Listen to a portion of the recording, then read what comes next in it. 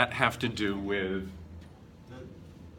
There's like this whole thing in the whole story, like there's like a theme, you know, it has to do with virtue and like actual, I don't remember what they're called, but there's like all those, he's actually hitting all of them in each of the paragraphs. I just don't remember what it's called. It's like where he hits all the Roman virtues. All the Roman virtues. Yeah, so it's a little weird because he's actually talking about virtus itself here. Itself, yeah. Yeah. So that's one way to read this, but there's also, I mean, the movement of the thought is still kind of weird. So everything kind of works together. Manly goodness is like the climax of why a young Roman man should go into military service. Because in the end, he ends up with true Roman virtus, true Roman manly goodness. Okay, but then it like turns this corner. And Marianne is right that you can see in this others of the Roman virtues. But the whole kind of story that it's telling has to make sense, or maybe it doesn't make sense. Okay, true reward for loyal silence. So I think the only way to read this is that this is another version of virtus. Manly goodness also involves being loyally silent and not being sacrilegious. And also keeping away people who are the opposite of that. And then the reason is, often careless Jupiter included the innocent with the guilty, but lame-footed punishment rarely forgets the wicked man, despite his start.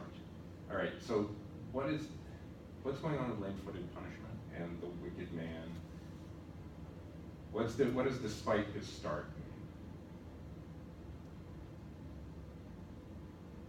The Latin word here is ante cedentem, participle meaning the guy going before. So he gets out to a lead. How does that work? I mean, what is Horace saying?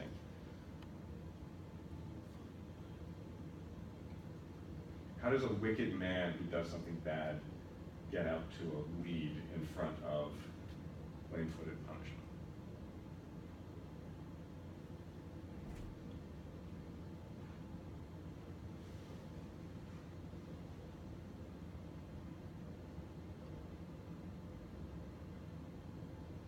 What does he mean by lame-footed?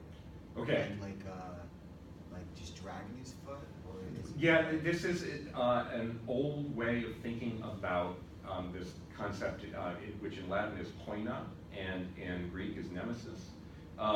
That you can anthropomorphize her as a woman, and she is lame, and her lameness is actually an important part of this figure that Horace is using. One thing I was going to say, sounds very ironic, at least this part. Mm-hmm. It sounds similar to Ovid a little bit, because when he talks about the idea of, the impious man, but he talks about careless Jupiter, which seems just as impious and like irreverent, and I don't think that would be a Roman virtue. Yeah, so I mean, this thing right here, we'll get back to the lame-footed punishment in a sec. The careless Jupiter thing means that whether the guy stands up in the front line and says, I'm going to die for my country, or he turns around and runs away, when Jupiter throws the lightning bolt, it's going to hit both of them. There's a way to read this, and what I'm saying is your Uncle Gaius might read it this way, and I kind of read it this way, that this is taking back a huge amount of what Horace has just said about manly goodness. That, you can do whatever you want, and there may be a value, like a personal enrichment value, in being a manly good fellow, but careless Jupiter you might get stuck in the wrong place at the wrong time. So lame-footed punishment. The idea is that this is why wicked people get a head start. What generally happens when, I don't know, an experienced criminal commits a crime? Nothing. They don't get caught, right? Because punishment is lame, and punishment is slow because of her lameness.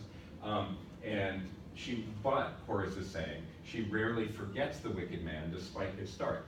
The wicked people who do bad things have a head start, and most of the time, and I think we know this today, just as they knew this all of 2,500 years ago.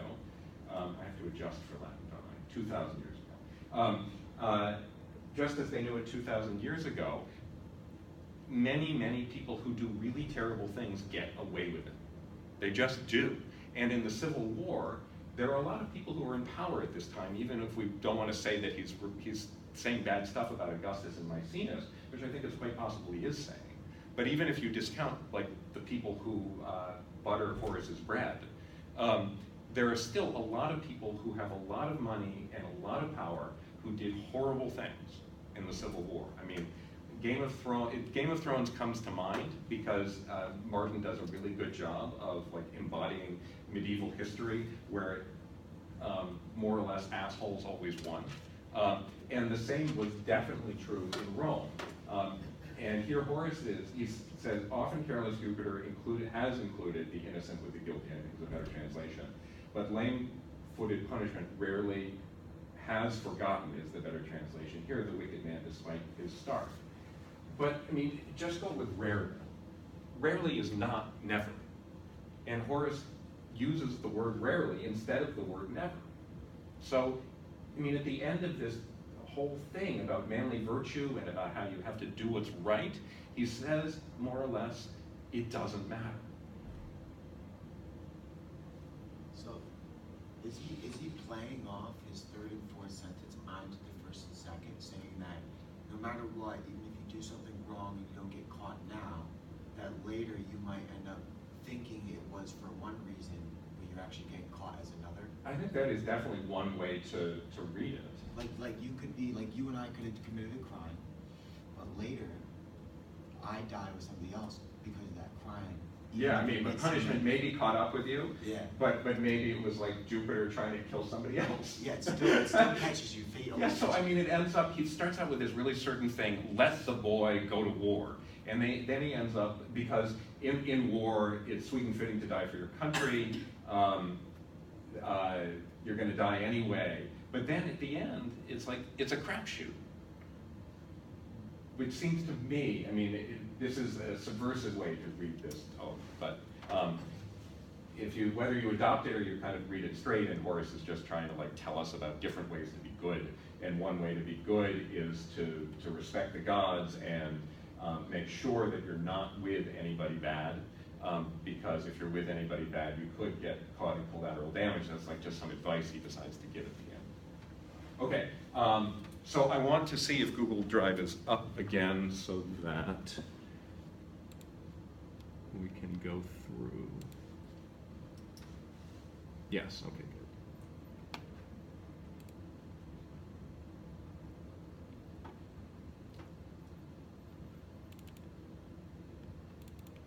Okay, so we're still in the stage of the course where we are just doing the basic things on the left side here.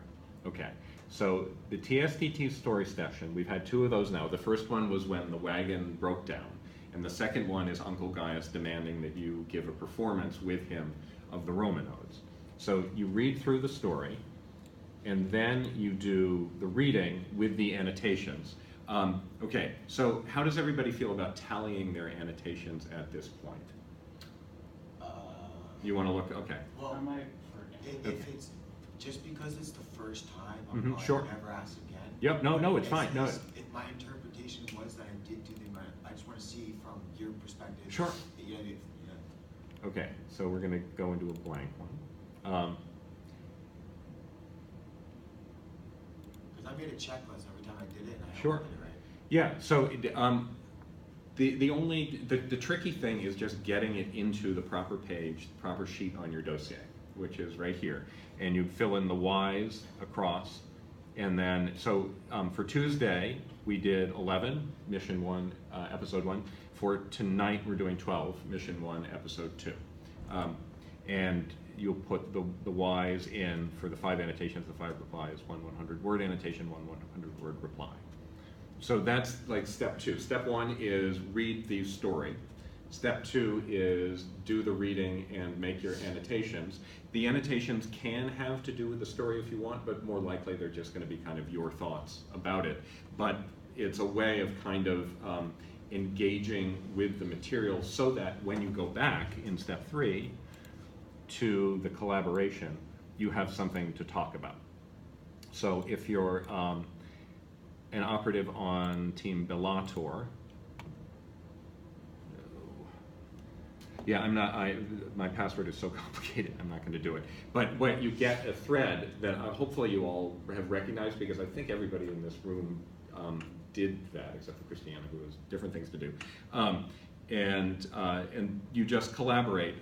And tonight, it's going to be Erin who makes the call for Team Bellator and Sarah Norris.